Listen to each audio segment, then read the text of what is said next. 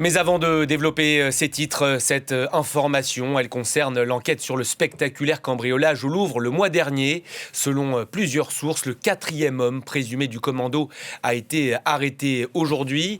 La brigade parisienne de répression du banditisme l'aurait interpellé ce matin. Il est donc soupçonné d'avoir fait partie de l'équipe ayant dérobé en plein jour les bijoux de la couronne. C'était le 19 octobre dernier. En tout, 4 personnes auraient été arrêtées selon le parquet, 2 hommes et 2 femmes. Bonjour Axel Ronde, vous êtes porte-parole du syndicat CFTC Police. Merci d'avoir accepté notre invitation. Est-ce que vous en savez plus sur l'identité et le profil de l'homme interpellé ce matin ?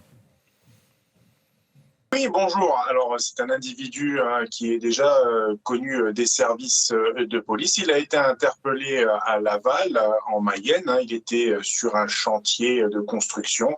Il a été arrêté par les enquêteurs et transféré immédiatement au service de police de la préfecture de police au 36 Bastion. C'est le siège de la police judiciaire où il est en garde à vue.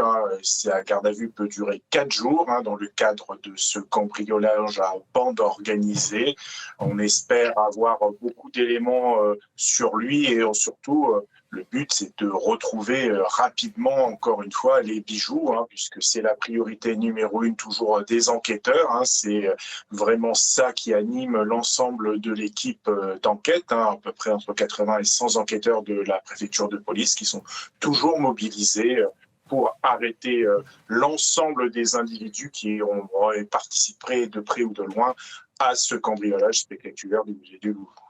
Si son identité est confirmée, tous les membres présumés du commando auraient donc été interpellés. Mais l'enquête, vous l'avez dit, elle est encore loin d'être terminée. En tout, il y a eu 4 interpellations aujourd'hui, on le rappelle, 2 hommes et 2 femmes. Vous en savez plus ?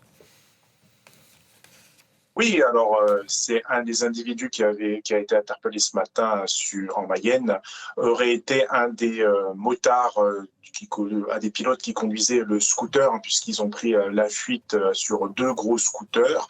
En tous les cas, les investigations continuent. Il est très certainement possible que mes collègues l'aient placé sous surveillance pendant quelques jours pour savoir avec qui il était en contact.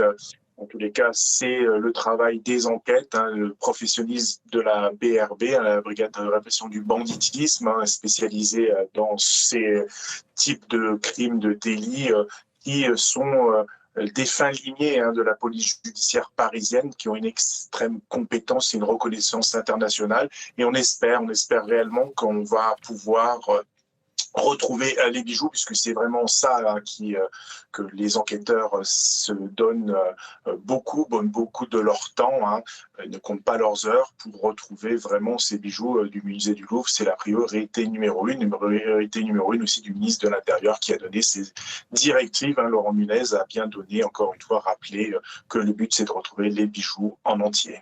Plus on attend, plus il sera difficile de mettre la main dessus ? Tout dépend sur ce type de profil. Le but, c'est de pouvoir savoir avec qui ils sont en coordination. Est-ce qu'ils sont avec des gens du milieu? Est-ce qu'ils sont avec des refourgueurs connus pour des trafics d'œuvres d'art? Vous savez, les trafics d'œuvres d'art, c'est le 3e trafic international après les armes et la drogue. Donc, on a bon espoir que plus on a de monde à interpeller, plus on va avoir d'éléments concrets pour savoir et pour localiser plus précisément où sont les bijoux et s'ils ont été remis par exemple, à un collectionneur privé, mégalomane ou je ne sais trop quoi.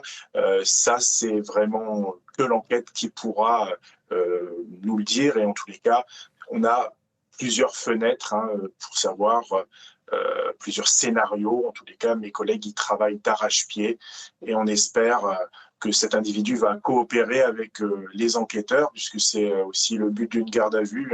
C'est pour ça qu'elle peut durer jusqu'à 4 jours. C'est que cet individu parle. Dans tous les cas, il a plutôt intérêt, au vu de l'ampleur médiatique et internationale de ce cambriolage qui a malheureusement frappé le Louvre. Merci beaucoup Axel Ronde d'avoir accepté aujourd'hui l'invitation de France 24. Merci à vous.